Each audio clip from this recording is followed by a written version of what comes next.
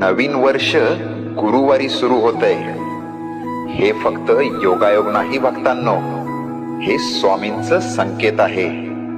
हे नवीन वर्ष तुमच्यासाठी वेगळं आहे, कारण गुरुवार हा गुरुचा दिवस आहे आणि गुरु जेव्हा सुरुवात करतो तेव्हा अर्धवट राहिलेलं आयुष्य पूर्णत्वाकडे जातं. ज्यांना वाटत होतं माझं काही होणारच नाही, त्यांच्यासाठीच हा गुरुवार आहे.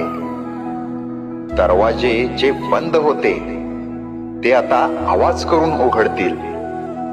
आता तुझं आयुष्य स्वामींच्या हातात आहे.